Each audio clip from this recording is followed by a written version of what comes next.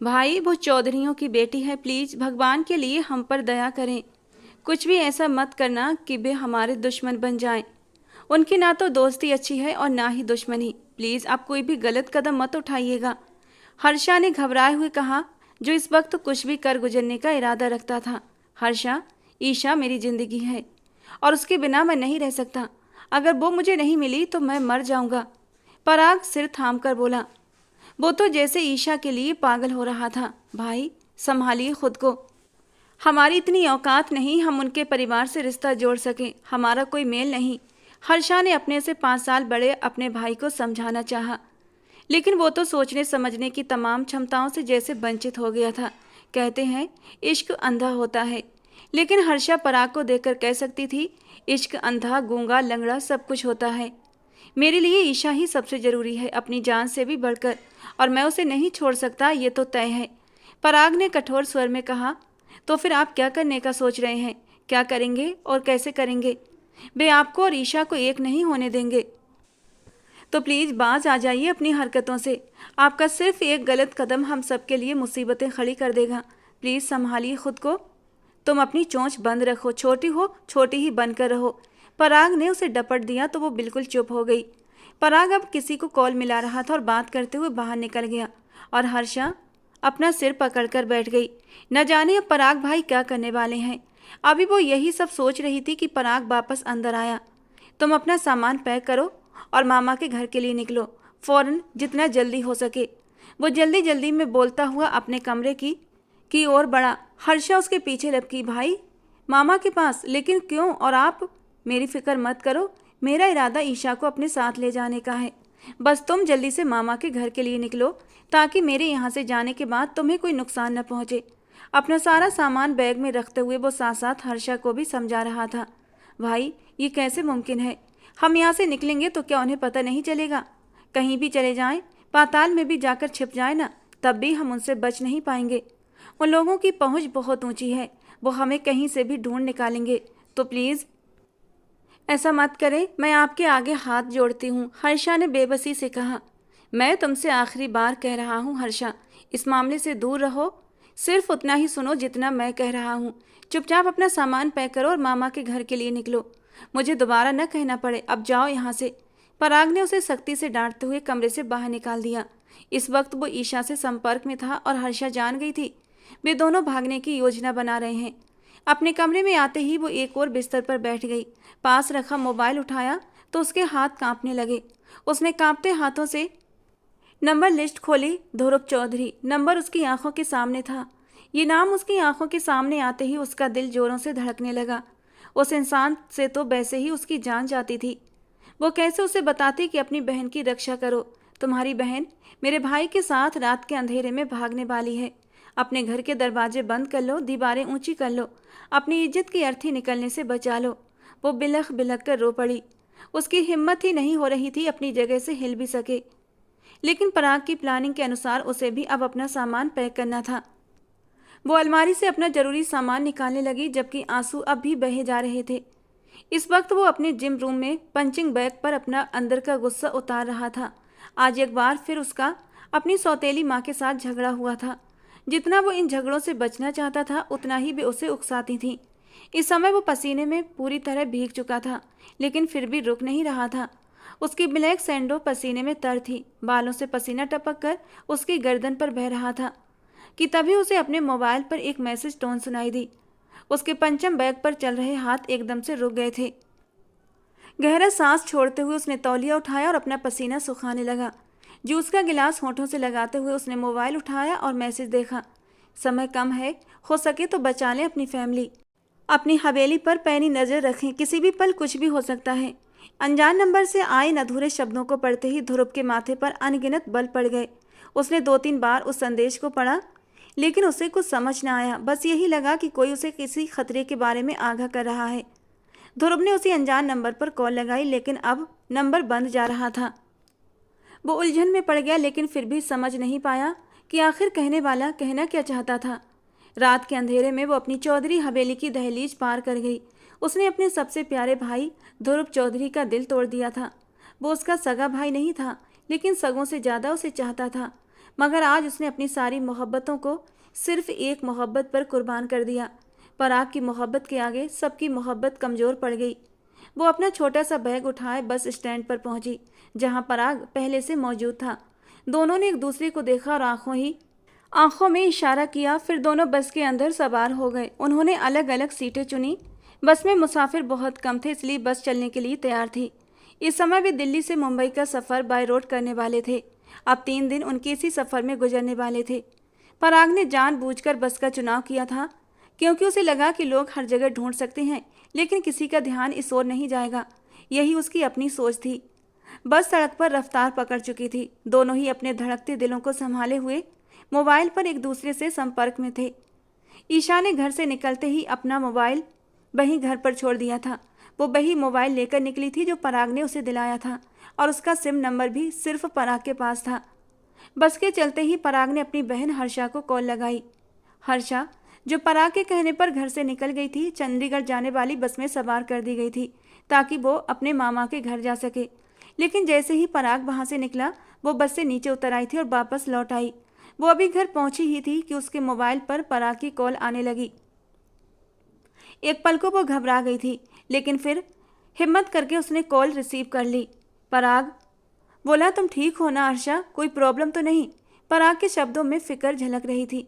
Problem तो अब शुरू होंगे भाई, हर्षा ने गुस्से में कहा। तुम मामा के घर तब तक रहोगी जब तक मैं दोबारा तुमसे संपर्क न करूं। ये आप क्या कह रहे हैं भाई? क्या मुझसे सारे रिश्ते तोड़ने लगे हैं? हर्षा का दिल घबराने लगा। हाँ, तोड़ने पड़ेंगे। मैं नहीं चाहता कल को तुम्हारे लिए कोई मुश्किल खड़ी हो। पराग ने जैसे उसे धीरे से समझाया। मेरे लिए या फिर अपने लिए डर रहे हैं? आपको ये डर है कहीं मेरे जरिए चौधरी परिवार आप तक पहुंच न जाए और आपको आपकी ईशा से अलग न कर दे। तो बेफिक्र रहे, मैं खुद आपसे कोई संपर्क नहीं करूंगी, चाहे कैसी भी मुश्किल क्यों ना आए। और आप भी दोबारा मुझे कॉल मत कीजिएगा। हर्षा ने गुस्से से कहते हुए कॉल काट दी। काश उसे पता होता ये उसके भाई से आखिरी बार बात हुई थी। इसके बाद वो कभी भी अपने भाई की आवाज़ सुन न सकेगी। अगर उसे ये सब पता होता तो वो कॉल कभी ना काटती। दूसरी तरफ पराग ने भारी दिल से मोबाइल से सिम निकाली और उसे तोड़ दिया। आई एम सॉरी हर्षा, लेकिन मैं अपनी मोहब्बत के हाथों मजबूर हूँ। मैंने बहुत कोशिश की कि ईशा के बिना जी लूँ, लेकिन ये मेरी मोहब्बत पर एक बड़ा सवालिया निशान बन जाता। जानता हूँ इस वक्त मुझसे नाराज़ हो तुम, लेकिन भगवान ने चाहा तो बहुत जल्द मैं तुम्हें मना लूँगा। वो मन ही मन अपनी बहन से बातें करते हुए संतोष था, लेकिन ये नहीं जानता था अब उसकी बहन के लिए कितनी मुश्किलें खड़ी होने वाली हैं। हर्षा की ज़िंदगी में एक ऐसी कयामत आने वाली थी जो उसे दुखों के समंदर में धकेलने वाली थी। कहाँ जा सकती है वो? ढूंढो उसे। मुझे हर हाल में सुबह की रोशनी से पहले वो चौधरी हवेली में वापस चाहिए, वरना तुम सबको घाट उतार दूंगा। ध्रुव चौधरी ने अपने आदमियों पर गुस्से से दहाड़ते हुए मोबाइल जमीन पर पटक दिया। दूसरी तरफ किरण जी बेहद परेशान थी। उन्हें ईशा की बहुत फिक्र हो रही थी। ध्रुव उनका सौतेला बेटा था, लेकिन ईशा उनकी सगी बेटी थी। इस वक्त वे ध्रुव की तेज नज़रें अपने ऊपर महसूस कर रही थीं और शर्म से जमीन में गड़ी जा रही थीं। कल रात ही तो उन्होंने ध्रुव को ताना मारा था कि उसकी माँ किसी के साथ भाग गई थी, और अभी सुबह भी नहीं हुई थी कि भगवान ने उनके अपने ही शब्द उन्हें वापस लौटा दिए। उस घमंडी औरत की आंखों से भी आंसू बह रहे थे। आज पहली बार वो तकलीफ में थी। ध्रुव इस वक्त पूरे इलाके में अपने आदमियों को दौड़ा रहा था। रात के अंधेरे में ही उसे खबर मिल चुकी थी कि उसकी बहन घर की दहलीज पार कर चुकी है। अब वो गुस्से में अपने आदमियों से हर कोना छान मरवा रहा था, लेकिन ईशा का कहीं भी कोई निशान नहीं मिला। उसने अपना मोबाइल भी घर पर छोड़ दिया था, जिसमें अब ध्रुव चौधरी ये पता लगाने की पूरी कोशिश कर रहा था कि उसका किन किन लोगों से संपर्क था, और फिर उसे मिल ही गया जो वो ढूंढ रहा था। हाँ, नंबर तो नहीं मिला, लेकिन गैलरी में एक तस्वीर जरूर मिली थी। उस तस्वीर में ईशाल एक लड़की के साथ खड़ी थी और उसके साथ एक लड़की भी थी जिसने अपने चेहरे पर मास्क लगाया हुआ था। वो उस लड़के को नहीं जानता था, लेकिन उस काले मास्क वाली लड़की को उसने सिर्फ आंखों से ही पहचान लिया था। हो ना हो इतनी करीबी दोस्ती है, कुछ तो जानती ही होगी। ध्रुव की तेज नज़रों से उनके बीच की नज़दीकियां छिपी नहीं थीं। वो अच्छी तरह जानता था उसकी बहन का और इस लड़की का आपस में कितना अच्छा दोस्ती का रिश्ता था। अब जब वो उस लड़की को जानता था तो उसका पता निकालना कौन सा मुश्किल काम था। ध्रुव, कहाँ जा रहे हो? मेरी ईशा का पता लगा लिया क्या? जैसे ही ध्रुव चौधरी गुस्से में दरवाजे की ओर बढ़ा, किरण जी की आवाज़ ने उसके कदम रोक दिए। भगवान से प्रार्थना करें अंधेरा छटने से पहले मिल जाए, वरना अगर सुबह का सूरज चढ़ गया तो उसे मौत से भी बदतर सजा मिलेगी। वो गुस्से से गुर्राता हुआ बाहर निकल गया और पीछे किरण रोने लगी। ध्रुव अपने आदमियों को लेकर उस घर की ओर बढ़ चुका था जहां जाने की उसने कभी सोची भी न थी। काफी देर तक सोचते सोचते हर्षा की आंख बड़ी मुश्किल से लगी थी कि तभी बाहर दरवाजे पर जोर जोर से दस्तक होने लगी। उसकी आंख फौरन खुल गई, दिल जोर से धड़कने लगा, सांस जैसे सीने में अटक गई। अब दरवाजा और तेज बजने लगा था। हर्षा ने जल्दी से उठकर कमरे के दरवाजे को लॉक कर दिया। इतने में जो भी था उसने दरवाजा तोड़कर अंदर घुसने की कोशिश की। पूरे घर की तलाशी लो, ध्रुव चौधरी की गूंजती हुई आवाज़ अंदर तक सुनाई दे रही थी और डर के मारे हर्षा ने तो अपनी सांसें तक रोक लीं। ध्रुव का डर बहुत पहले ही उसके दिल में घर कर चुका था और आज 1 साल बाद वे फिर आमने सामने थे। हर्षा ने अपनी आंखें मजबूती से भींच लीं। तभी उसके कमरे के दरवाजे पर जोर जोर से धमक होने लगी। हर्षा ने मुंह पर हाथ रखकर अपनी चीखों को दबाया, लेकिन आखिरकार वो दरवाजा भी टूट गया। ध्रुव चौधरी अंदर दाखिल हुआ तो हर्षा घबराकर पीछे हटी। उसकी हरी आंखों को वो भला कैसे भूल सकता था, लेकिन आज भी उसके चेहरे पर वही डर और खौफ था जो उसे और भी हसीन बना रहा था। पर इस वक्त ध्रुव चौधरी को वो सिर्फ अपनी मुजरिम की बहन के अलावा कुछ और नहीं दिख रही थी। कहाँ है मेरी बहन? उसके सख्त शब्दों पर हर्षा का दिल डूबकर उभरा। वो अपने कदम पीछे लेती दीवार से जा लगी। कुछ पूछ रहा हूँ तुमसे, बताओ मुझे, कहाँ है मेरी बहन? इस बार वो पूरी ताकत से गरजा, जिससे हर्षा की सांसें थम सी गई थीं। उसका चेहरा सफ़ेद पड़ गया। डैम, सांस लो। ध्रुव ने उसके दोनों बाजुओं को पकड़कर झकझोर दिया तो वो अचानक गहरी सांसें भरने लगी। कहाँ है मेरी बहन? कहाँ लेकर गया है उसे तुम्हारा भाई? बोलो, जवाब दो। अब वो सच में उसे इतना डरा चुका था कि उसकी आवाज़ हर्षा के कानों तक ठीक से पहुंच भी नहीं रही थी। मुझे नहीं पता। मुश्किल से धीमे से उसके होंठों से ये शब्द निकले। झूठ मत बोलना तुम। उसके बालों को पकड़कर उसका चेहरा उसने अपने करीब कर लिया। तुम सब जानती हो, तुम और तुम्हारे भाई ने मेरी बहन को ट्रैप किया है। मैं आखिरी बार पूछ रहा हूँ, उसके बाद ऐसी सजा दूंगा जिसे तुम्हारी नन्ही सी जान सह नहीं पाएगी। ध्रुव चौधरी की ठंडी आवाज़ में कहे गए इन शब्दों पर हर्षा की सांसें जैसे हलक में अटक गईं। मैं सच कह रही हूँ, मुझे नहीं पता वो कहाँ है। हर्षा रो पड़ी, लेकिन ध्रुव पर उसके आंसुओं का कोई असर न हुआ। तुम ऐसे नहीं मानोगी। वो उसे हाथ से पकड़कर कमरे की दहलीज तक लाया। ध्रुव, उसने तड़प कर ध्रुव चौधरी को पुकारा तो एक पल के लिए उसके कदम रुक गए। दोनों की नज़र पल भर के लिए मिली थी। मेरा दुपट्टा, उसके लबों से बस यही निकला। ध्रुव जानता था वो खुद को छुपा कर रखती थी। आज तक कभी भी वो बाहर बिना दुपट्टे के नहीं निकली थी, लेकिन आज उसका शरीफ बनना उसे जहर लग रहा था। मेरे सामने ये सती सावित्री बनने का नाटक बंद करो। तुम्हारे भाई ने मेरी इज्जत को रौंद डाला है और अब तुम्हें लगता है मैं तुम्हें यहाँ से इतनी इज्जत देकर लेकर जाऊँगा? तुम्हारी सांसों के साथ ले जा रहा हूँ। इसी पर शुक्र मनाओ, क्योंकि इस वक्त मेरा दिल कर रहा है तुम्हारा ऐसा हाल करूँ कि तुम्हारा भाई तड़प उठे जैसे मैं इस वक्त तड़प रहा हूँ। ध्रुव चौधरी ने उसकी कलाई को पकड़कर इतनी जोर से अपनी ओर खींचा कि वो उसके फौलादी सीने से जा टकराई। हर्षा की आंखों में इस वक्त बस अविश्वास था। वो इस कदर निर्दयी और बेरहम कैसे हो सकता था? अब वो उसे खींचते हुए दरवाजे की ओर बढ़ रहा था। ध्रुव ने उसे गाड़ी में लगभग पटकने वाले अंदाज में बिठाया और फिर तेजी से गाड़ी चौधरी हवेली की ओर मोड़ दी। पराग और ईशा कुछ ही देर बाद एक साथ बैठे थे। किसी को भी उनकी इस हरकत पर शक नहीं हुआ, बल्कि किसी का भी ध्यान उनकी ओर नहीं था। तुम ठीक हो ना? पराग ने बहुत ही प्यार से ईशा का हाथ थामा। मुझे डर लग रहा है, कहीं भाई हम तक पहुंच ना जाए।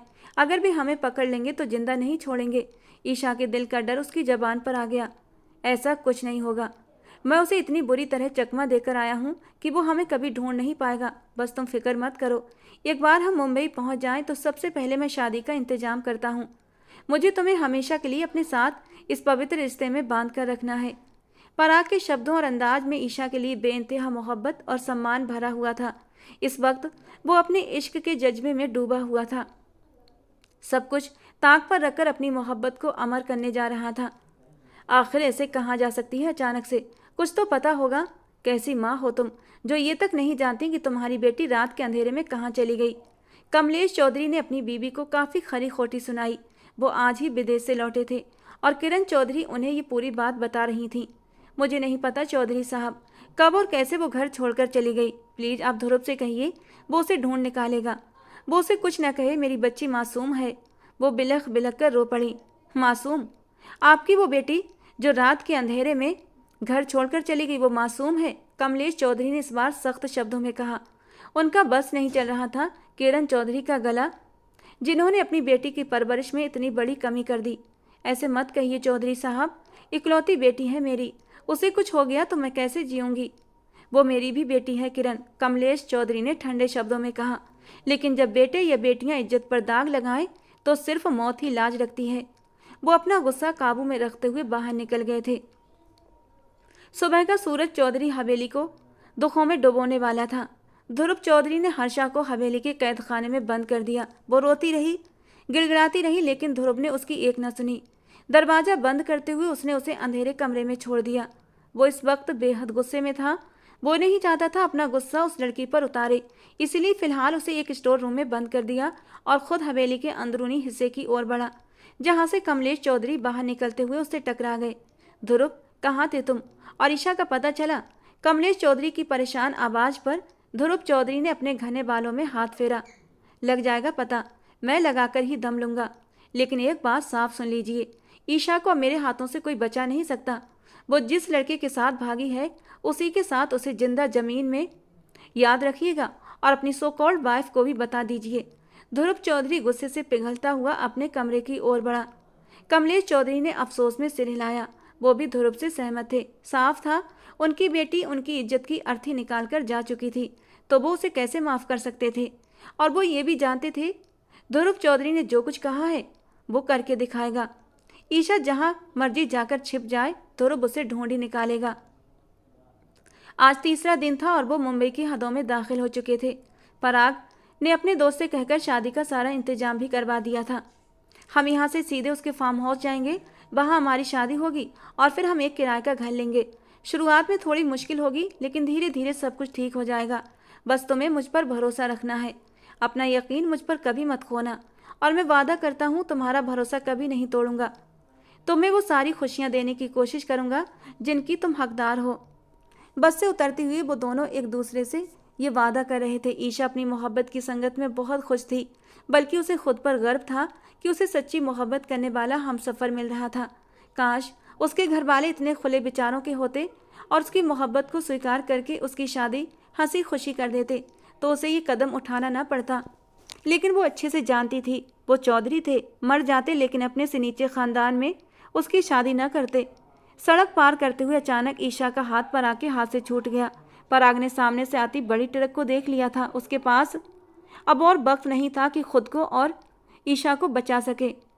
एक पल की देरी किए बिना ईशा की ओर भागा था। उसने ईशा को धक्का दे दिया। वो दूर जाकर गिरी और उसी पल वो ट्रक पराग को कुचलता हुआ आगे निकल गया। पराग! ईशा की चीख पूरे माहौल में गूंज उठी थी। पराग ने हसरत भरी नज़रों से अपनी मोहब्बत को देखा, जिसके संग वो अपनी दुनिया बसाने जा रहा था। लेकिन किस्मत को कुछ और ही मंजूर था। ईशा दौड़ती हुई उसके पास पहुंची। पराग, पराग, आंखें खोलो प्लीज, मुझे छोड़कर मत जाना, मैं मर जाऊंगी। वो रोए जा रही थी, उसे झंझोड़ रही थी, लेकिन पराग अपनी आंखों में अपनी मोहब्बत का चेहरा बसाए हमेशा हमेशा के लिए आंखें बंद कर गया। पराग! ईशा की दिल दहला देने वाली चीख पूरे इलाके में गूंज उठी थी। सड़क पर खून बहता जा रहा था। कोई भी तो नहीं था जो मदद को आता। ईशा बस से सकती चली जा रही थी। अनजान शहर में पराग उसे अकेला छोड़ गया था। कोई है? प्लीज कोई है तो दरवाज़ा खोलो। आज 2 दिन हो चुके थे। वो भूखी प्यासी कैद खाने में निढाल पड़ी थी। अब तो उसमें चीखने चिल्लाने की भी ताकत नहीं बची थी। प्यास से हलक में कांटे चुभ रहे थे। उसे लग रहा था वो करीब है मौत के। तभी दरवाज़ा खुला और ध्रुव चौधरी अंदर दाखिल हुआ। उसके साथ एक नौकरानी भी थी, जिसके हाथ में खाने की ट्रे थी। हर्षा ने मुश्किल से सिर उठाकर ध्रुव की ओर देखा। बहुत तेज है तुम्हारा भाई। आज 3 दिन हो गए, अब तक पता नहीं लगा सका कि वो कहाँ चला गया है। पर अब तुम बताओगी वो कहाँ है? वो उसके सामने कुर्सी टिकाए टांग पर टांग जमाए बैठे उसे डराने की कोशिश कर रहा था। मैं सच कह रही हूँ, मुझे नहीं पता कि वो कहाँ है। सच कह रही हो? लेकिन ये तो सच जानती होगी कि मेरी बहन और तुम्हारे भाई के बीच क्या रिश्ता था, या वो भी नहीं जानती? उसके सवाल पर हर्षा ने गहरी सांस ली। प्यार करते हैं एक दूसरे से। इस बार उसने बहुत हिम्मत से जवाब दिया, जिससे ध्रुव चौधरी का गुस्सा और बढ़ गया। तुम और तुम्हारा भाई दोनों ने मेरी मासूम बहन को फंसाकर उसे भगाने पर उकसाया। तुम्हारी और तुम्हारी भाई की जान मैं खुद लूँगा। आपकी बहन कोई दूध पीती बच्ची नहीं थी। मेरे भाई ने भगाया और वो भाग गई। प्यार करती थी वो मेरे भाई से, सच्चा प्यार।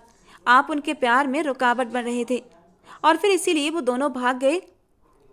और ये आपकी मर्दानगी है कि आप मुझे यहाँ ले आए। धिक्कार है आप पर और आपकी मर्दानगी पर। वो 2 दिन से भूख प्यास से बेहाल थी, सांस लेना भी मुश्किल हो रहा था, लेकिन फिर भी उसने ध्रुव चौधरी को खरी खोटी सुना दी और यही उसकी सबसे बड़ी गलती साबित हुई। नौकरानी के हाथ में पकड़ा हुआ खाना ध्रुव ने एक झटके से दूर फेंक दिया। ये इसके लायक नहीं, इसे खाना भी दिया जाए। पंडित रूपेश को कॉल करके अभी इसी वक्त हवेली बुलाओ। इस लड़की को अब मैं बताऊंगा कि मेरे अंदर कितनी मर्दानगी है। ध्रुव चौधरी गुस्से से अपनी जगह से उठा। उसके शब्द सुनकर हर्षा के रोंगटे खड़े हो गए। उसे अंदाजा नहीं था कि वो उसकी बात का इतना गलत मतलब निकाल लेगा। थोड़ी देर बाद उसे कैद खाने से हवेली के अंदर ले जाया गया। वो लड़खड़ाते हुए कदमों से अंदर दाखिल हुई तो सामने ही पंडित जी बैठे हुए थे। उनके साथ साथ 2-3 लोग और भी थे। पंडित जी, हम दोनों की शादी करवाएं, अभी और इसी वक्त। अचानक ध्रुव चौधरी के शब्दों ने वहां का सन्नाटा तोड़ा था। मैं ये शादी नहीं करूंगी, किसी भी हालत में नहीं करूंगी, चाहे तो मेरी जान ही क्यों न ले लो। मुझे ये शादी नहीं करना, वो लड़खड़ाते हुए शब्दों में बोली। कमलेश चौधरी ने अपने बेटे पर एक सख्त नज़र डाली और अपनी जगह से उठकर खड़े हुए। उसने हर्षा का बाजू पकड़कर उसे दूसरे कमरे में ले जाकर दरवाज़ा जोर से बंद कर दिया और उसे दीवार से सटा दिया। अगर तुमने शादी से इनकार किया तो तुम्हारे भाई के ऐसी जगह मारूंगा कि तुम्हें अपने भाई की बहन होने पर अफसोस होगा। अगर उसकी जान चाहती हो तो ये शादी तो करना ही होगा, वरना शादी के बिना ही तुम्हें अपनी मर्दानगी दिखा सकता हूँ। और तुम जानती हो ना, ध्रुव चौधरी जो कहता है वो जरूर करता है। भूली तो नहीं होना मुझे। उसकी फुफकार पर हर्षा ने घबराई हुई नज़र उठाकर ध्रुव चौधरी को देखा था। सहमी हुई नज़रों से वो उसकी ओर देखे जा रही थी। तुम नहीं चाहोगी कि तुम्हारी हालत और भी बुरी हो। अगर बिना शादी के तुमसे रिश्ता जोड़ूं तो क्या तुम ये चाहोगी? इसीलिए चुपचाप इस शादी के लिए मान जाओ, इसी में तुम्हारी भलाई है। हर्षा ने चक्कर खाते सिर के साथ खुद को संभालने की कोशिश की। वो ध्रुव चौधरी के सहारे ही खड़ी थी। अगर वो जरा सा भी पीछे हटता तो हर्षा जमीन पर गिर जाती, लेकिन ध्रुव उसकी हालत देख चुका था, इसीलिए उसने एक पल के लिए भी उसका हाथ नहीं छोड़ा था। और फिर कमलेश चौधरी की मौजूदगी में ये शादी हो गई, जिसे ना तो हर्षा करना चाहती थी और ना ही ध्रुव चौधरी, लेकिन एक जिद थी जिसने इन दोनों को एक शादी के रिश्ते में बांध दिया था। और आगे इस रिश्ते का क्या अंजाम होना था कोई नहीं जानता था। मुझे समझ नहीं आ रहा ध्रुव, जिस लड़की के भाई ने मेरी इज्जत पर वार किया, मेरी बेटी ईशा को लेकर घर से भाग गया, तुमने उसी की बहन से शादी कर ली। आखिर करना क्या चाह रहे हो? कमलेश चौधरी को ध्रुव चौधरी की शादी की कोई वजह समझ न आई थी। आप नहीं समझेंगे पापा, बस 2 दिन और ईशा आप लोगों के सामने होगी। इतना कहकर वो अपने कमरे की ओर बढ़ा, लेकिन रास्ते में किरण ने उसे रोक लिया और फिर वो उनके हाथों बुरी तरह फंस चुका था। ध्रुव चौधरी ने शादी होने के बाद हर्षा को अपने कमरे में भेज दिया था और अब वो उसे उन शब्दों की सजा देने वाला था जो उसने ध्रुव के लिए कहे थे। जैसे ही ध्रुव कमरे में आया, हर्षा घबराकर तुरंत अपनी जगह से उठी। उसका शरीर बुरी तरह कांप रहा था, लेकिन फिर भी वो हिम्मत दिखाकर अपने पैरों पर खड़ी रही और सहमे हुए अंदाज में उसने ध्रुव चौधरी की ओर घबराई नज़रों से देखा, जो इस वक्त ज्वालामुखी बना उसी की ओर बढ़ रहा था। वो जानती थी कि अब उसे अपने ही कहे शब्दों की सजा मिलने वाली थी। उसने ध्रुव के अंदर सोए हुए शैतान को जगा दिया था। अब उसे ध्रुव के क्रोध से कोई बचा नहीं सकता था। वो अकेली रह गई थी इस भीड़ भरे अजनबी शहर में। उसका अब कोई भी नहीं था। पराग के बेजान वजूद को एम्बुलेंस वाले उठाकर ले गए थे, लेकिन वो वहीं बनी बैठी रही। सुबह से शाम हो गई, वो अपनी जगह से हिली तक नहीं। उसे समझ नहीं आ रहा था कि अब क्या करे। उसका दिमाग सुन्न हो चुका था। वो यहाँ पराग के साथ घर बसाने आई थी, लेकिन उसका घर बसने से पहले ही उजड़ गया। उसका पराग उसे छोड़कर चला गया। ए लड़की, कौन है तू? एक बूढ़ी औरत वहाँ आई और उसे पुकारा। ईशा ने गर्दन घुमाकर उसकी ओर देखा। वो कोई भिखारन थी जो गुस्से से ईशा को घूर रही थी। ए, मैं तुझसे पूछ रही हूँ, कौन है तू और यहाँ क्या कर रही है? चल हट यहाँ से, ये मेरा इलाका है, उस बूढ़ी औरत ने गुस्से से कहा। ईशा चुपचाप अपना बैग सीने से लगाए वहाँ से उठी और छोटे छोटे कदम बढ़ाते हुए फुटपाथ पर चलने लगी। वो बेसुध सी चली जा रही थी कि अचानक एक गाड़ी उसके पास आकर रुकी। ईशा ने कोई ध्यान न दिया, लेकिन गाड़ी से उतरने वाले ने उसे जबरदस्ती उठाकर अपनी गाड़ी में बिठा लिया। वो बूढ़ी औरत दूर से ये सब देख रही थी। गाड़ी ईशा को वहां से लेकर जा चुकी थी और वो औरत अपना सामान एक तरफ रखकर अपने काम में लग गई, जैसे ये रोज की बात हो। तुमने हिम्मत कैसे की मुझ पर उंगली उठाने की? तुम समझती क्या हो अपने आप को? तुमने मेरी मर्दानगी को ललकारा है। अब देखो मैं तुम्हारे साथ क्या करता हूँ। एक तरफ तुम्हारा भाई मेरी बहन को भगा कर ले गया और दूसरी तरफ तुम मुझ पर उंगली उठा रही हो। मुझ पर? ध्रुव चौधरी पर। अपने भाई के किए का भी भुगतान तुम ही भुगतोगी। ध्रुव चौधरी पर इस वक्त शैतान बुरी तरह हावी हो चुका था और जो कुछ उसके साथ पराग ने चाल चली थी वो सही और गलत की समझ बूझ भूल चुका था। इस वक्त उसके दिमाग में सिर्फ एक ही बात घूम रही थी, थू है तुम्हारी मर्दानगी पर। वो हर्षा के ये शब्द अपने दिमाग से निकाल नहीं पा रहा था। वो ध्रुव चौधरी था, दुनिया को अपनी जूती की नोक पर रखने वाला, और उस लड़की ने एक नौकरानी के सामने उसकी मर्दानगी पर उंगली उठाई थी। वो कैसे इस बात को बर्दाश्त करता? प्लीज़ ध्रुव, मुझे माफ़ कर दीजिए, मुझसे गलती से वो बात निकल गई, वो रोते हुए बोली। लेकिन ध्रुव ने उसकी एक न सुनी। उस पर शैतान इस कदर हावी हो चुका था कि वो ये भी भूल गया सामने खड़ा नरम और नाजुक वजूद उसकी शिद्दतों को सह नहीं पाएगा।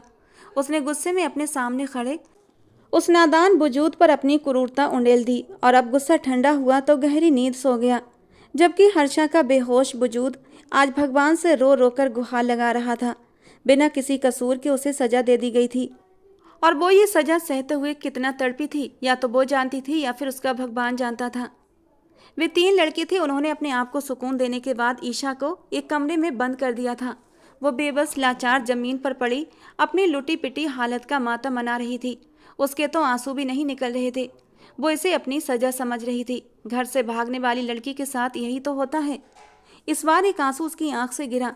एक हिचकी लेते हुए उसे अपने भाई ध्रुव की शिद्दत से याद आई, जो उसकी रक्षा अपनी जान से भी ज़्यादा करता था।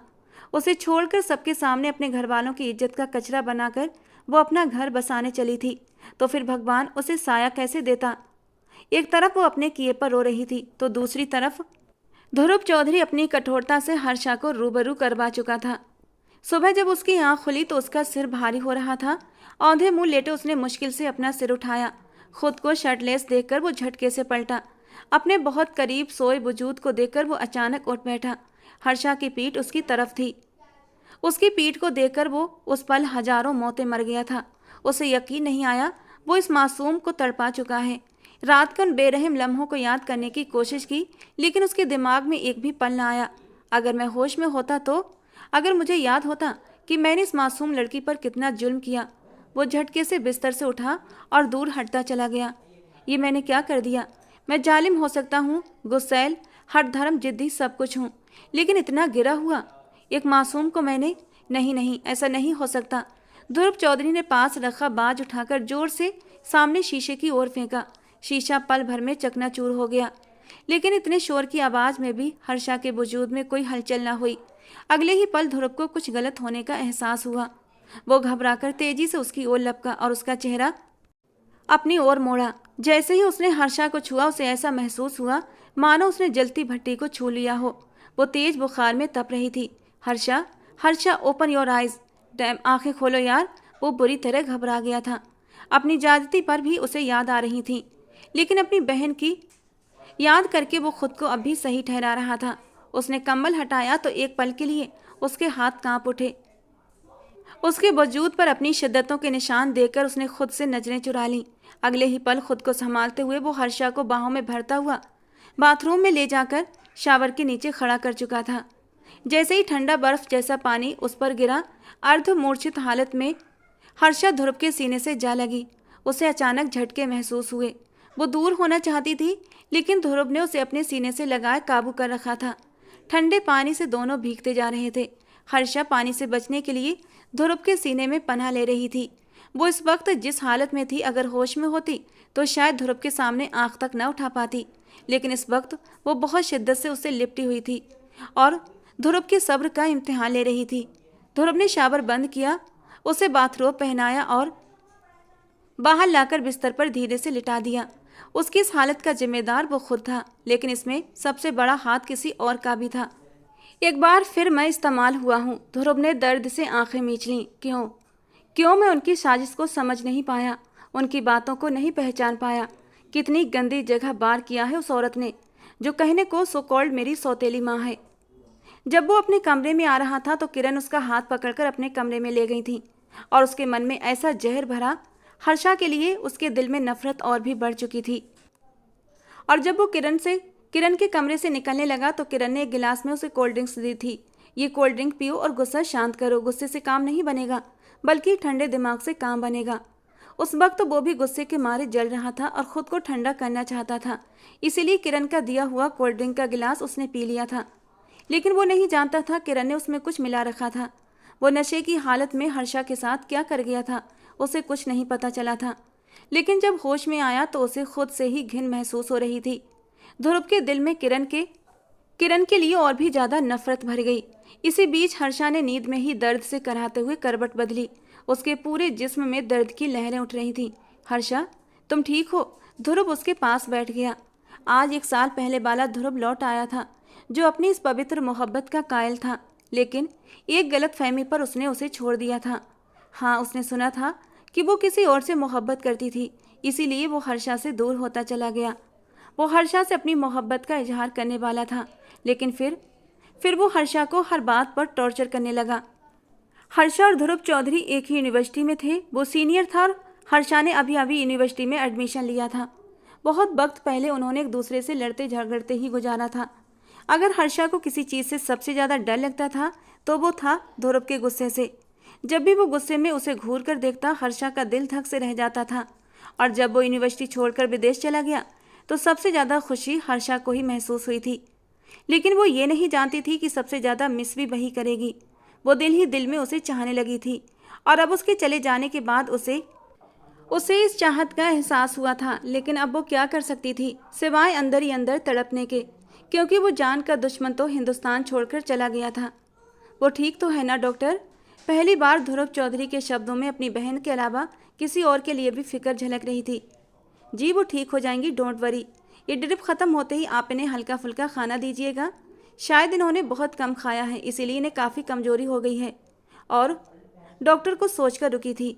उसने ध्रुव चौधरी को सिर से पांव तक एक सख्त नज़र से देखा था और ध्रुव चौधरी डॉक्टर की नज़रों का मतलब समझकर शर्मिंदा सा हो गया था और डॉक्टर से नज़रें चुराने लगा। डॉक्टर ने गहरी सांस ली और कहने लगी, अभी उनकी हालत ऐसी नहीं है कि आप उनसे कोई भी करीबी रिश्ता बनाएं। उन्हें पहले ठीक हो लेने दें, तब तक खुद को संभाल कर रखें मिस्टर ध्रुव चौधरी। डॉक्टर हर्षा के जिस्म के गहरे निशान तो नहीं देख पाई थी, लेकिन उसकी शिद्दतों के निशान उसकी गर्दन पर साफ चमक रहे थे, जिन्हें वो चाह कर भी छुपा नहीं पाया था। डॉक्टर की बात सुनकर उसने रुख फेर लिया। वो शर्मिंदा था, लेकिन कोई सामने वाला उसे और भी ज़्यादा शर्मिंदा करे ये उसे कबूल नहीं था। ध्रुव ने डॉक्टर को दरवाजे तक छोड़ा और खुद वापस अंदर आ गया। ध्रुव हर्षा की दवाइयाँ देख रहा था कि अचानक मोबाइल पर बजती कॉल पर चौंका। आगे बढ़कर हर्षा का बुखार चेक किया, जो अभी भी काफ़ी तेज़ था, लेकिन लगातार बजती कॉल ने उसका ध्यान भटका दिया। मोबाइल स्क्रीन पर अननोन नंबर देखकर वो बुरी तरह चौंका। हेलो। फ़ोन रिसीव करते ही उसने फ़ोन कान से लगाया। भैया, भैया, मैं आपकी ईशा। भैया प्लीज़, भैया मुझे बचा लें, भैया मुझे बचा लें, वो मुझे मारते हैं। भैया मैं मर जाऊंगी, मुझे बचा लें। वो तड़प रही थी, सिसक रही थी। उसकी आवाज़ सुनते ही सामने वाला उसका भाई जैसे भूकंप की लपेट में आ चुका था। उसकी मासूम नाजो पली बहन ईशा। ईशा तुम कहाँ हो? उसने अपनी आवाज़ कहीं दूर से आती सुनाई दे रही थी। वो जो एक दुनिया को अपनी उंगली पर नचाता था, इस वक्त बेबसी की तस्वीर बना बैठा था। भैया मुंबई, भैया वो मुझे बचा लो। वो तीनों मिलकर भैया भैया कॉल कर चुकी थी। Hello hello Isha, hello. वो उसे पुकारता रह गया, लेकिन कॉल कर चुकी थी। दोबारा कॉल करने पर नंबर बंद जा रहा था।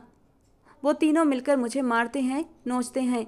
ये शब्द ध्रुव चौधरी के कानों में गूंजते ही उसे जैसे अंधेरों में धकेल दिया गया था। उसने अपना सिर दोनों हाथों से पकड़ते हुए ऊंची आवाज़ में चिल्लाना शुरू कर दिया कि अर्ध बेहोशी की हालत में पड़ी हर्षा भी सहम गई। सामने बेजान पड़ी लड़की का भाई उसकी बहन को उठाकर ले गया था और अब उसकी बहन किसी दरिंदे के हाथों लग चुकी थी और वो खुद पराकी बहन की देखभाल कर रहा था। उसके लिए परेशान हो रहा था। ध्रुव के अंदर एक ही कमी थी, उसे जब भी गुस्सा आता तो हद से ज़्यादा आता और उसका रिएक्शन भी उतना ही खतरनाक होता था। उसने ड्रिप को स्टैंड समेत जोर से दूर फेंका। हर्षा के हाथ की बैग पर कैनोला लगा था। खींचे जाने से उसके चेहरे पर दर्द के गहरे असर उभरे और कैनोला उतरते ही उसके हाथ से खून बहना शुरू हो गया। लेकिन ध्रुव ने कोई परवाह नहीं की। अगर वो होश में होता तो जरूर परवाह करता, लेकिन इस वक्त तो वो अपने आपे से बाहर हो रहा था। और हर्षा की किस्मत अच्छी थी कि वो होश में नहीं थी, वरना इस वक्त वो ध्रुव के गुस्से का सबसे बुरा शिकार बनती। ध्रुव चौधरी ने मोबाइल उठाते ही मुंबई की टिकट्स बुक कराई और अनजान नंबर अपने दोस्त को फॉरवर्ड करते हुए उसकी लोकेशन ट्रेस करने को कहा। गहरी सांस भरते हुए उसकी नज़र फर्श पर गिरी। हर्षा के खून की लकीरों पर पड़ी जो फर्श को लाल कर रही थी। जबरन होंठ भींचते हुए ध्रुव ने उसके हाथ पर बैंडेज लगाई और फिर उसके सिर के पीछे से हाथ गुजारते हुए उसके अर्ध बेहोश वजूद को अपने करीब किया। हर्षा, तुम्हें इतनी आसान मौत नहीं दूंगा। जैसे मेरी बहन को तुम्हारे भाई ने तड़पाया है, उसके साथ जो कुछ किया है, उसका बदला जब तक तुमसे न ले लूं तुम्हें मरने नहीं दूंगा। मेरा इंतजार करना, वापस आकर तुमसे हिसाब लूंगा। वो उसके कान में फुसफुसाते हुए उसके कान की लौ को जोर से काटता है और फिर उठकर बाहर आ जाता है। बाहर निकलते ही उसकी नज़र सावित्री मौसी पर पड़ी। वो उसकी पुरानी और वफादार नौकरानी थी, जिन पर वो आंख बंद करके भरोसा कर सकता था। उन्हें सब समझाकर अब वो मुंबई की फ्लाइट पकड़ चुका था, जहाँ एक तूफान आने वाला था। ईशा की आज सहन शक्ति की सीमा खत्म हो चुकी थी। वो रो रो कर बेहाल हो चुकी थी, लेकिन किसी भी को भी उस पर रहम नहीं आ रहा था। हैवान को उस पर जरा भी रहम न आया। उसे यहाँ 2 दिन हो चुके थे और इन 2 दिनों में इन तीनों मर्दों ने उसे जिस बेरहमी से कुचला था, उसे लगा कि मर जाना उससे बेहतर है। कितनी मुश्किल से उसने एक आदमी का फ़ोन चुराकर अपने भाई से संपर्क किया था, ये सिर्फ वही जानती थी। इन दरिंदों के हाथों का खिलौना बनने से अच्छा था वो अपने भाई के हाथों मर जाए। उसे अपने भाई की दी हुई मौत मंजूर थी। वो बेजान थी और बिस्तर पर पड़ी हुई थी, जबकि वो तीनों लड़के बाहर ड्राइंग रूम में बैठकर सिगरेट और ड्रिंक कर रहे थे। यार, कैसे अनटच माल था, क्या ही चीज हाथ लगी है। एक ने गहरा कश लगाते हुए कहा, हाँ शायद घर से भागी है और जिसके लिए भागी थी वो उसे छोड़कर भाग गया। दूसरे ने भी सहमति जताई। यार, मेरा तो फिर से दिल मचल रहा है। इतनी नर्म नाजुक और खूबसूरत है कि दिल ही नहीं भर रहा। तीसरा दोस्त फिर से अपने बेकाबू जज्बात के आगे बेबस नजर आया। अरे सब्र रख, लेकिन इतना जल्दी दोबारा कुछ मत कर, वो लड़की मर जाएगी। उसके अंदर अब इतनी ताकत नहीं बची कि वो और सह सके। वो तीनों यूनिवर्सिटी फ्रेंड्स थे, बिगड़े हुए अमीरजादे। इनका काम ही नशा और ऐश करना था।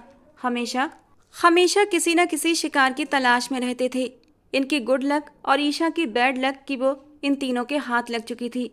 यार, अब तो सब्र नहीं हो रहा, तुम दोनों कर लो सब्र, मैं थोड़ी देर में आता हूँ, उसने बेकाबू होते हुए उठते हुए कहा। ये नहीं सुधरेगा, एक ने सिगरेट का धुआं छोड़ते हुए लापरवाही से कहा। लेकिन उन्हें नहीं पता था अगले ही पल उनके साथ क्या होने वाला है। अभी थोड़ी ही देर बीती थी, अंदर से चीखने की आवाज़ आई। बाहर बैठे दोनों चौंक गए। इससे पहले वो अंदर जाकर देख पाते, उनके फ्लैट का दरवाज़ा एक धड़ाम की आवाज़ से खुला था। एक आदमी गुस्से से अंदर फ्लैट में दाखिल हुआ। गुस्से से भरा अंदर दंदनाता चला आया। 2 लड़कों को बिना शर्ट और नशे की हालत के बीच देखकर ध्रुव चौधरी को समझने में देर न लगी, ये लुटेरे ही हैं। ध्रुव ने बिना एक भी शब्द बोले बारी बारी से सीधे वार उनके नाजुक हिस्सों पर किए थे। गोलियों ने उनके होश उड़ा दिए। जो दर्द उन्हें महसूस हुआ वो बयान भी नहीं कर सकते थे। उन्हें भगवान याद आ गया था। वो दोनों वहीं पड़े तड़प रहे थे, सिसक रहे थे, चीख रहे थे, लेकिन ध्रुव चौधरी को उन पर जरा भी तरस न आया। उसने उन्हें जान से नहीं मारा था, लेकिन उन्हें जीने के काबिल भी नहीं छोड़ा था। अंदर से एक इंसान के चीखने की आवाज़ पर ध्रुव चौधरी उन्हें छोड़कर कमरे की ओर बढ़ा, जहां एक आदमी सिर थामे खड़ा था। अपने माथे से बहता खून देखकर चीख रहा था। बिस्तर पर लेटी हुई लड़की को ध्रुव अंदर आया तो लगा कयामत से पहले कयामत कैसी होती है। सामने बिस्तर पर अपनी बहन को इस हालत में देखकर वो मर गया था। हाँ, ध्रुव चौधरी मर गया था। अंदर ही अंदर वो बुरी तरह सिसक उठा। यहाँ का एड्रेस पता करवाने में उसे 1 दिन से ज़्यादा लग गया था और न जाने इन दिनों में उसकी बहन के साथ क्या क्या हुआ होगा। वो इससे आगे सोच ही नहीं सका था। कौन है तू और यहाँ अंदर कैसे आया? वो पास खड़ा आदमी चिल्लाते हुए बोला। तो ध्रुव ने बिना होश गंवाए उसे भी ऐसी जगह मारी कि वो दोबारा किसी लड़की को नज़र उठाकर देखने के काबिल भी नहीं रहा था। उन तीनों लड़कों की चीखें दीवारों से टकराकर वापस आ रही थीं, लेकिन सामने भी ध्रुव चौधरी था, जो एक बेहद बेरहम इंसान था और उस वक्त उसकी बेरहमी अपने शिखर पर थी। सामने बेहोश अपनी बहन को चादर में लपेटते हुए वो वहाँ से बहुत खामोशी से निकला। वो चाहता तो उन तीनों को मौत के घाट भी उतार सकता था, लेकिन उसने उन तीनों को जिंदा छोड़ दिया था। पर वो ना तो जिंदा में थे और ना ही मुर्दा में। हर्षा को होश आया तो सावित्री मासी उसके पास ही बैठी थी। बेख्याली में उसका हाथ अपने माथे पर गया। उसी हाथ में उसे तेज दर्द भी महसूस हुआ। आंखें अधकुली करते हुए उसने सामने बैठी उस औरत को देखा जिसके चेहरे पर एक ममता भरी मुस्कान थी। हर्षा ने उठने की कोशिश की लेकिन उसमें हिम्मत ही नहीं बची थी। अचानक से उसे बीती रात अपने ऊपर हुए जुल्म का एक एक लम्हा याद आने लगा तो उसकी आंखों में मिर्ची सी भर गई। वो एक सिसकी भरते हुए अपने आसपास नज़र घुमाने लगी। बेटा, ये खाना खा लो। सावित्री मासी उसके सामने खाने की ट्रे रखने लगी। वो खाना नहीं चाहती थी, खुद पर एक निवाला भी हराम समझती थी, लेकिन 3 दिन से भूखी प्यासी रहने के बाद उसकी जान आधी भी नहीं रही थी। सावित्री मासी ने अपने हाथों से उसे निवाले बनाकर खिलाए और वो चुपचाप खाती चली गई। वो बहुत छोटे छोटे निवाले बना रही थी। खाने के बाद उन्होंने उसे दवाई भी दी जो उसने बिना कोई शोर शराबा किए चुपचाप ले ली। अब वो फिर से नींद की वादियों में खोने लगी। सावित्री मासी वहीं उसके पास बैठ गई। उन्हें यही हुक्म था कि हर्षा को 1 सेकंड के लिए भी अकेला न छोड़ा जाए। वो धीरे धीरे उसके माथे पर हाथ रख रही थी और उसका सर सहला रही थी, जो शायद फिर से गहरी नींद में चली गई थी। मिस्टर ध्रुव चौधरी, ये एक केस है, डॉक्टर नैना ने धीरे से ध्रुव चौधरी को बताया। वो दिल पर पत्थर रखकर सुन रहा था। उनकी हालत बहुत क्रिटिकल है। हम अपनी तरफ से पूरी कोशिश कर रहे हैं, लेकिन वो कोई रिस्पॉन्स नहीं दे रही हैं, डॉक्टर नैना ने अफसोस से कहा। वो क्या कहता, क्या बोलता? बिखरी हुई हालत में आंखें बंद किए, बेइंतहा दर्द और आंसू लिए, वो इस वक्त कहीं से भी वो अखड़ और घमंडी ध्रुव नहीं लग रहा था। इस वक्त बस वो एक टूटा हुआ इंसान लग रहा था। आईसीयू में वो अंदर दाखिल हुआ। ईशा को मशीनों से जकड़ा देखा। वो हर पल मर रहा था। अपनी खिलखिलाती बहन को इस हालत में देखकर उसका बस नहीं चल रहा था सबको आग लगा दे, लेकिन वो खुद भी तो गुनहगार थी और उसे सज़ा मिली थी। सज़ा तो ध्रुव चौधरी को भी मिली थी। वो अभी बेहोश थी, उसके जिस्म में हल्की सी भी हरकत नहीं हो रही थी। ईशा, मेरी जान, ऐसा मत करो। देखो, तुम्हारा भाई आ गया है ना, सब ठीक कर देगा। प्लीज़ लौट आओ अपने भाई के पास। तुम्हारा भाई बहुत प्यार करता है तुमसे, सब माफ़ कर देगा। बस एक बार भाई कहकर गले से लगा लो। सारी ज़िंदगी संभाल कर रखूँगा, कभी खुद से अलग नहीं करूँगा, वादा है मेरा। वो उसके बालों में नरमी से हाथ फेरते धीमे शब्दों में उसके कानों में बोलता जा रहा था। आंसू लगातार बह रहे थे। वो अचानक दिल में उठती टीस से पीछे हटा कि उसकी उंगली को ईशा ने थाम लिया, वही उंगली जिसे पकड़कर ईशा ने चलना सीखा था। ध्रुव चौधरी के दिल में इतना गहरा दर्द उठा कि वो वहाँ और रुक न पाया और बाहर निकल आया। Doctor, please come. नर्स ने डॉक्टर नैना को पुकारा तो ध्रुव चौधरी तड़प कर आईसीयू की तरफ देखने लगा। वो बाहर खड़ा दर्द से दोहरा होता जा रहा था। हे भगवान, इतनी सख्त सज़ा मैं सह नहीं पाऊंगा, मुझसे बर्दाश्त नहीं हो रहा। मेरी बहन की तकलीफ़ ख़त्म कर दे मेरे भगवान। वो नादान थी, मासूम थी। वो उससे रुख फेर गया। कौन सा गुनाह हुआ जो आज ये सब? वो सोचता जा रहा था कि अचानक उसकी आंखों के सामने हर्षा का चेहरा लहराया। वो कितनी सिसकी थी, कितनी तड़पी थी उस रात में, लेकिन उसने रहम नहीं खाया था। गुस्से और नशे ने उसे किसी लायक नहीं छोड़ा था। मिस्टर ध्रुव चौधरी, पेशेंट आपसे मिलना चाहती हैं, उन्हें होश आ गया है। लेकिन डॉक्टर की बात पर ध्रुव चौधरी की सवालिया नज़रें उस पर उठीं। शायद वो सरवाइव न कर सके, आप उनसे मिल लें। डॉक्टर के बोलते ही वो अंदर भागा था, जहाँ उसकी बहन की आंखें खुली हुई थीं।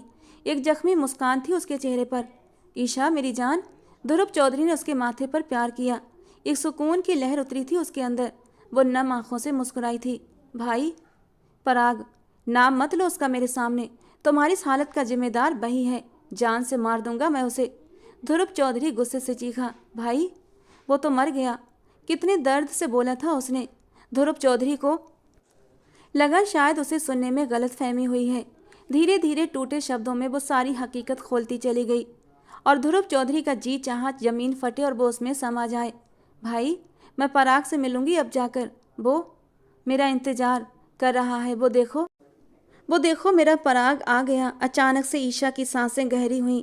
डॉक्टर ने उसे आईसीयू से बाहर निकाल दिया और वो हारे हुए अंदाज में बाहर निकलता चला गया। आज 1 हफ्ता हो चुका था। ध्रुव चौधरी उसे कहीं दिखाई नहीं दिया था। सावित्री मासी ने उसका बहुत अच्छे से ख्याल रखा था। वो काफ़ी बेहतर हो गई थी, लेकिन ध्रुव चौधरी का अचानक गायब होना उसे किसी अच्छे ख्याल की ओर नहीं ले जा रहा था। कहीं वो भाई और ईशा तक पहुंच तो नहीं गया, कहीं उसने उन्हें मार तो नहीं दिया। इन्हीं सोचों ने हर्षा को चैन से नहीं बैठने दिया था। तुम होती कौन हो मुझे अंदर जाने से रोकने वाली? दरवाजे के पास से आती आवाज़ सुनकर हर्षा एकदम से चौंकी और फिर वो अंदर कमरे में दाखिल हुई। किरण गुस्से से बुरी तरह तिलमिला रही थी। तुम्हारा भाई मेरी बेटी को भगा कर ले गया और तुम यहाँ महारानी बनी अपनी सेवा करवा रही हो। उठो, अभी इसी वक्त निकलो इस घर से। वो उसके पास आई और बाजू से पकड़कर बिस्तर से खींच लिया। क्या कर रही हैं? छोड़िए मुझे। हर्षा ने खुद को छुड़ाने की कोशिश की। किरण बीबी जी, बच्ची को छोड़ दीजिए। ध्रुव बेटा इनकी जिम्मेदारी मुझे सौंप कर गया है। इन्हें कुछ भी हुआ तो वो छोड़ेंगे नहीं। सावित्री मासी ने डरते हुए कहा। तुम तो चुप ही रहो, हमारे मामलों में दखल मत दो। वो गुस्से से बिखरते हुए हर्षा को बाजू से पकड़कर घर से बाहर ले जाने लगी। दहलीज पर पहुंचते ही उन्होंने जोर से उसे धक्का दिया था, लेकिन हर्षा आने वाली शख्सियत से टकरा गई, जिसने तुरंत ही उसे बाजुओं में संभाल लिया था। आज लगभग करीब 1 हफ्ते बाद वो अपने उस दुश्मन जाँ को देख रही थी जिसने उसे उसके ना किए गए गुनाहों की सजा दी थी। उस शख्स की आंखें आज हर एहसास से खाली थीं, सिवाय एक एहसास के, और वो था शर्मिंदगी का एहसास। ध्रुव चौधरी ने हर्षा को खुद से लगाए किसी से कुछ कहे अंदर की ओर कदम बढ़ा दिए। ध्रुव, ये यहाँ नहीं रहेगी। इस लड़की की इस हवेली में कोई जगह नहीं। इसे यहाँ से फौरन निकालो। मुझे इसका वजूद भी यहाँ बर्दाश्त नहीं। किरण ने नफरत और हिकारत से कहा। ध्रुव चौधरी के कदम एक पल को रुके। वो किस कदर तकलीफ से गुजर रहा था ये सिर्फ वही जानता था। सारी रातें जाग जाग कर काट रहा था, अपनी तकलीफ़ें अपने अंदर समेटे हुए था। हर्षा उसके चेहरे और आंखों को लगातार देख रही थी। उसका दिल किसी अनहोनी के डर से बैठा जा रहा था। कहीं कुछ गलत तो नहीं? भाई, हर्षा को अपने भाई की याद आई। ध्रुव, तुम सुन रहे हो ना? मैं कुछ कह रही हूँ। वो उसके सामने आकर गुस्से से गरजी। ध्रुव चौधरी का बेख्तियार हाथ उनकी गर्दन पर जा ठहरा। इस अचानक हुई घटना पर वो बुरी तरह घबरा गईं। ध्रुव चौधरी की पकड़ और भी मजबूत होती जा रही थी। हर्षा ने घबराकर जल्दी से ध्रुव चौधरी को उनसे दूर किया और वो पीछे हट गया। किरण जोर जोर से खांसने लगी। तुम जैसी औरत को इस हवेली में रहने का कोई हक नहीं। मर गई है ईशा। तुम अपनी बेटी की गुनहगार हो। ध्रुव चौधरी के शब्दों ने हवेली की दीवारें तक हिला दी। जाओ, जाकर अब मातम मनाओ। वो किरण को गुस्से से सुनाता अपने कमरे की ओर बढ़ गया, जबकि कमलेश चौधरी, जो सीढ़ियां उतर रहे थे, बुरी तरह लड़खड़ा गए और रेलिंग को पकड़कर खुद को संभाला। ईशा मर गई, ये सोचते ही सबको एक गहरा सदमा लगा। हर्षा ध्रुव के पीछे उसके कमरे में दौड़ती चली आई।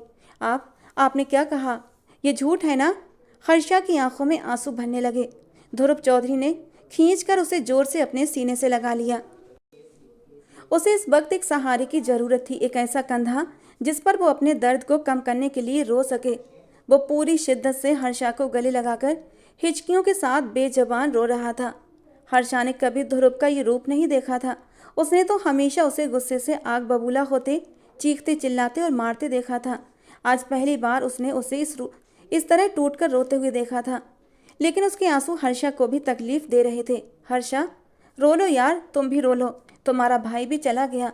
वो उसे सीने से लगाए धीरे से बुदबुदाया और हर्षा के अंदर जैसे सब कुछ ठहर सा गया था। अगले ही पल वो उसकी बाहों में बेहोश होकर झूल गई थी। जब होश आया तो उसने खुद को ध्रुव के बहुत करीब पाया। वो बहुत चिंतित था। हर्षा के जागते ही उसके जख्म फिर से हरे हो गए और वो दूसरी तरफ करवट लेकर लेट गई। उसका यूं मुंह फेर लेना ध्रुव के दिल पर भारी गुजरा। ध्रुव ने उसके पीछे से लेटकर उसे अपने बाहों के घेरे में ले लिया और अपना चेहरा उसकी गर्दन में छुपा लिया। वो अब भी रो रहा था, सिसक रहा था। हर्षा भी कुछ कम हालत में नहीं थी। उसने ध्रुव के हाथों को नहीं झटका, लेकिन कोई प्रतिक्रिया भी नहीं दी और धीरे धीरे ध्रुव ने सब कुछ बताना शुरू कर दिया। हर्षा को लगा था कि ध्रुव ने उनके भाई और ईशा को मार डाला है, लेकिन सच्चाई बेहद दर्दनाक थी। ये सुनकर तो उसके रोंगटे खड़े हो गए थे। ईशा की तकलीफ सुनते ही एक पल को वो अपने भाई की मौत भी भूल गई थी। उसने करवट लेकर ध्रुव की ओर देखा, जो इस वक्त बिल्कुल किसी मासूम रोते हुए छोटे बच्चे जैसा लग रहा था। वो अपनी बहन के दर्द को दिल में महसूस कर रहा था, गहरे कष्ट और पीड़ा में डूबा हुआ था। मुझे माफ़ कर दो हर्षा, मैंने तुम्हें बहुत तकलीफ़ दी। इसका बदला भगवान ने मुझसे मेरी बहन की सूरत में। वो आगे कुछ बोल ही न सका और हर्षा का दिल इतना कठोर नहीं था कि वो ध्रुव को इस दर्द के लम्हों में अकेला छोड़ देती। उसके अंदर की इंसानियत ने उसे ऐसा करने से रोक दिया था। वो ध्रुव के सीने से लगी हुई थी। उसे भी अपना दर्द मिटाना था, अपने भाई की मौत का गम भुलाना था। ध्रुव के सीने से लगकर वो अपने दर्द को भूल रही थी और ध्रुव को भी जैसे कोई सुकून मिलने लगा था, मानो उसके दिल से कोई भारी बोझ हट गया हो। दोनों काफ़ी देर तक अपने अपने मन का बोझ हल्का करते रहे और पता नहीं कब नींद की गहरी वादियों में डूब गए। समय आगे सरकने लगा था। शादी की पहली रात के अलावा ध्रुव की अब हर्षा के करीब जाने की हिम्मत नहीं होती थी, क्योंकि जो कुछ उसने हर्षा के साथ किया था अभी तक उसकी शर्मिंदगी दूर नहीं हुई थी। कुछ समय बाद ध्रुव चौधरी गरीबों में खाना बांटकर अभी अभी घर लौटा था। किरण और कमलेश चौधरी को भी उसने सब कुछ बता दिया था। किरण अपना मानसिक संतुलन खो चुकी थी और पूरी तरह नौकरों के रहमो करम पर जी रही थी। उन्हें किसी और से क्या सजा मिलती। ध्रुव चौधरी कमरे में आया तो हर्षा हाथ में कुछ लिए खड़ी थी। ध्रुव को देखते ही उसने तुरंत हाथ पीछे कर लिए और उसे छुपा लिया। उसके चेहरे पर एक डर था। इस पूरे समय में ध्रुव ने उसका बहुत ज़्यादा ख्याल रखा था। उसकी हर ज़रूरत को बिना कहे पूरा किया था, बिना किसी अधिकार के, बस हर्षा को खुश रखने के लिए। हर्षा ने भी एक चुप्पी ओढ़ ली थी, पर पिछले 2 दिनों से उसे अपनी तबीयत में भारीपन महसूस हो रहा था। तो आज वो सावित्री मासी के साथ डॉक्टर के पास चली आई और जो रिपोर्ट्स उसके हाथ में आई उन्हें वो 100 बार पढ़ चुकी थी, लेकिन उसे अब भी यकीन नहीं हो रहा था। ध्रुव को सामने देखते ही वो रिपोर्ट्स अपने पीछे छुपा गई। ध्रुव ने आगे बढ़कर उसके हाथ से वो रिपोर्ट्स ले ली। हर्षा का सिर झुका हुआ था। रिपोर्ट्स पढ़ते ही ध्रुव को लगा जैसे उसे फिर से जीने की एक नई वजह मिल गई हो, जैसे भगवान ने उसे खुद को सुधारने का एक और मौका दिया हो। उसने बेख्तियार आंखें बंद कर लीं और भगवान के दिए इस इनाम पर मन ही मन भगवान का धन्यवाद करने लगा। उसकी माफ़ी स्वीकार हो गई थी। वो हल्के से मुस्कुराते हुए हर्षा को अपने सीने से लगा गया, जबकि हर्षा ने हैरानी से उसे देखा। वो खुश था। हर्षा को यकीन न आया। Thank you so much Harsha, वो उसके गालों पर प्यार देते हुए सम्मान और प्यार से भरपूर शब्दों में बोला। आप खुश हैं? हर्षा के लबों से बेख्तियार निकला था। ध्रुव ने हैरानी से उसे देखा। क्यों, तुम्हें नहीं लगा कि मैं खुश होऊंगा? उसने उल्टा उससे सवाल किया। उस रात वो सब जोर ज़बरदस्ती में आपने गुस्से में वो अधूरी बात कहकर उसे क्या जताना चाह रही थी?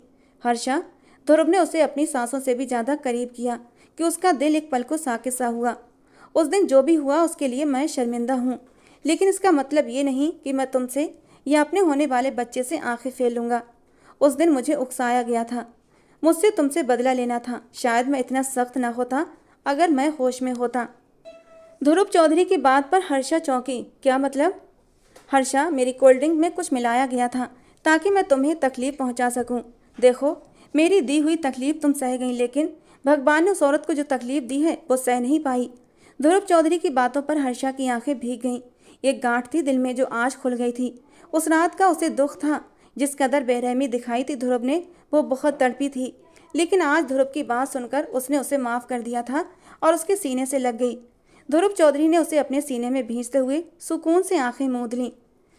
वो उसका सुकून थी, उसे इस बात का जल्दी ही एहसास हो गया था। दोनों ने बहुत दुख और दर्द सहा था। अब दोनों एक दूसरे के दर्द का मरहम बनने वाले थे। दोस्तों, आज की हमारी कहानी आपको कैसी लगी कमेंट बॉक्स में ज़रूर बताना। पसंद आई हो तो प्लीज़ लाइक करना। रोज़ एक नई कहानी सुनने के लिए हमारे चैनल को सब्सक्राइब करना। मिलते हैं दोस्तों अगली किसी नई रोमांटिक कहानी के साथ।